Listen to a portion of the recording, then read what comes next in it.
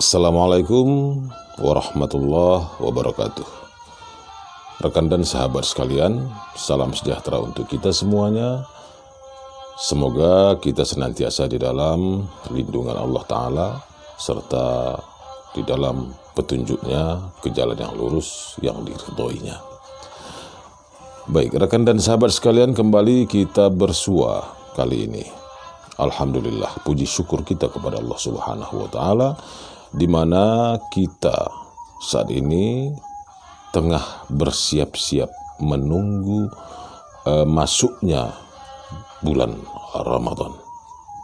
Ya, kita akan masuk kepada bulan Ramadan di tahun ini.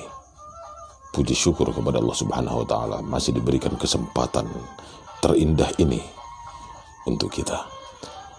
Dan tak lupa pula salawat dan salam kita hadiahkan kepada junjungan kita Nabi besar Muhammad sallallahu alaihi wasallam. Semoga kita senantiasa mendapat syafaat baik di dunia maupun di akhirat. Ya, senang sekali rasanya kita bersua pada saat-saat yang indah ini, di mana kita ketahui bersama ya bahwa bulan Ramadan itu adalah bulan kasih sayang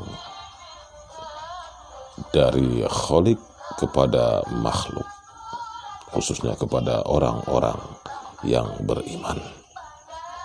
Nah, rekan dan sahabat sekalian,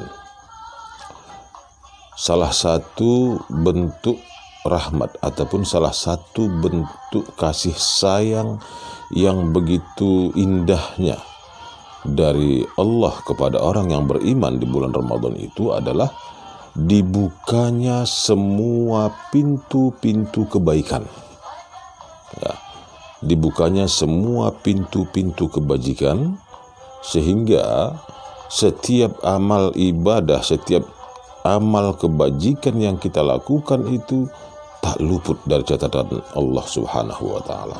Sampai-sampai bagi siapa yang melaksanakan ibadah fardu, maka nilai yang diberikan kepadanya akan dilipat gandakan.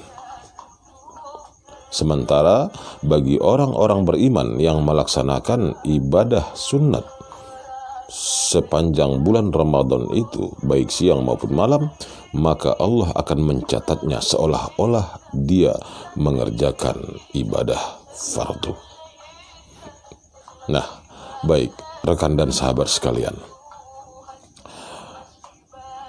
amal kebajikan yang dicontohkan Rasulullah untuk kita kerjakan di bulan Ramadan itu salah satunya adalah melaksanakan sholat tarawih di waktu malam setelah usai sholat isya hingga menjelang tibanya waktu fajar. Rasulullah mencontohkan itu kepada kita. Apakah kita melaksanakan sholat tarawih tadi secara berjamaah maupun sendiri, apakah kita melaksanakannya di masjid maupun di rumah, terserah, yang penting sholat tarawih seperti itu. Nah, rekan dan sahabat sekalian, di antara sahabat pada masa Rasulullah bertanya kepada Rasulullah, "Ya Rasulullah, apa sih kebaikan dari melaksanakan sholat tarawih tersebut?" Kira-kira seperti itu sahabat bertanya kepada Rasulullah. Maka Rasulullah menjawab, di antara para hadirin ketika itu termasuk Ali bin Abi Thalib. Ya. Nah, Rasulullah menjawab atas pertanyaan tadi, apa manfaat dari mengerjakan sholat tarawih. Nah, ternyata Rasulullah menjawab dengan sangat lengkap sekali, ya. Dan ternyata pula nilai sholat tarawih yang kita kerjakan itu berbeda-beda antara malam pertama hingga ke malam kedua, 3 dan seterusnya sampai 29 dan 30. Nah, jadi tidak sama nilainya. Walaupun sama jumlah rakaatnya, walaupun sama ayat yang dibaca, ya, namun berbeda nilai dan imbalan yang diberikan Allah Subhanahu wa taala. Sebagaimana yang dijelaskan Rasulullah di dalam sebuah hadis yang diriwayatkan oleh Ali bin Abi Thalib. Rasulullah mengatakan, siapa yang mengerjakan sholat tarawih pada malam pertama Ramadan, kata Rasulullah, dia seakan-akan bayi yang baru dilahirkan ibunya. Ya, dia seakan-akan seperti seorang bayi yang baru dilahirkan seorang ibu. Artinya apa? Dia akan kembali bersih. Ya. Kenapa? Karena semua kesalahan-kesalahan masa lalu yang telah dilakukannya pada waktu malam 1 Ramadan dia mengerjakan sholat tarawih itu, maka semua dosa dan kesalahan yang dikandung oleh tubuhnya akan keluar. Seperti itu. Luar biasa. Nah, rekan dan sahabat sekalian, kemudian dijelaskan lagi oleh Rasulullah SAW, bagi siapa yang mengerjakan sholat tarawih pada malam kedua di bulan Ramadan, kata Rasulullah, maka akan diampunkan segala dosa-dosa yang telah dilakukannya pada masa lalu. Yang pertama tadi, dia akan kembali suci seperti bayi yang baru lahir. Ya, sementara kalau dia mengerjakan sholat tarawih di malam kedua, diampunkan segala dosa dan kesalahannya pada masa lalu. Bukan hanya itu, tapi juga dosa dan kesalahan orang tuanya. Itu lengkapnya, siapa yang mengerjakan sholat tarawih pada malam kedua Ramadan, maka akan diampunkan Allah Ta'ala dosa-dosa masa lalunya, juga dosa-dosa masa lalu kedua orang tuanya. Subhanallah. Nah, baik. Rekan dan sahabat sekalian, kemudian dijelaskan pula oleh Rasulullah SAW yang katanya bagi siapa yang mengerjakan sholat sunat tarawih pada malam ketiga di bulan Ramadan, ya, katanya maka akan diseru oleh malaikat, maka malaikat akan menyeru, malaikat akan menyampaikan pesan dari bawah aras.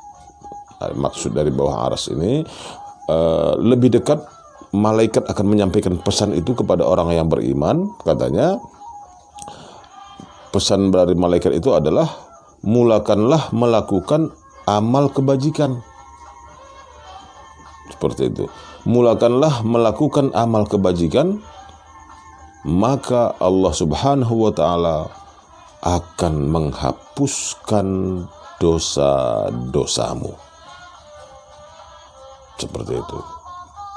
Nah, maka saya teringat ada guru saya dulu mengatakan bahwa bulan Ramadan ini identik dengan bulan pembakaran. Bukan bakar kue. Tapi yang dimaksud dengan bulan pembakaran adalah membakar semua dosa dan kesalahan yang ada pada diri kita. Ibarat karat yang melekat pada sebuah besi. Begitu dia dibakar, maka akan lekanglah karat itu. Seperti itu. Makanya sangat beruntung sekali kita masih dipertemukan, masih diberikan kesempatan, masih diberikan izin kepada kita untuk bertemu di bulan Ramadan tahun ini. Karena itu manfaatkanlah waktu dan kesempatan ini untuk memperbanyak amal ibadah di waktu siang maupun di malam hari, fardu maupun sunnah. Termasuk di antaranya adalah sholat tarawih. Seperti itu. Nah, istimewanya lagi rekan dan sahabat sekalian, sholat tarawih ini tidak harus terus-menerus. Ya, tidak harus terus-menerus Allahu Akbar, Bismillah dan seterusnya, Assalamualaikum warahmatullahi, Assalamualaikum warahmatullahi, langsung berdiri lagi Allahu Akbar. Tidak harus seperti itu. Namanya tarawih itu yang berasal dari kata tirah, ya, berasal dari kata tirah, istirahat, bersenang-senang. Artinya kita melaksanakan sholat tarawih itu misalkan 2 rakaat pertama setelah selesai kita mandek dulu, minum-minum dulu, istirahat dulu. Misalnya 5 menit, 15 menit kemudian ulangi lagi usolli sunat tarawih dan seterusnya. Lagi mood kerjakan terus, kira-kira sudah ntar dulu gitu. Bisa gitu. Makanya waktu sholat tarawih itu panjang, antara isya sampai menjelang waktu timbulnya fajar. Nah, oleh karena itu makanya rekan dan sahabat sekalian, inilah keistimewaan bulan Ramadan. Karena itu mari kita manfaatkan dengan sebaik-baiknya.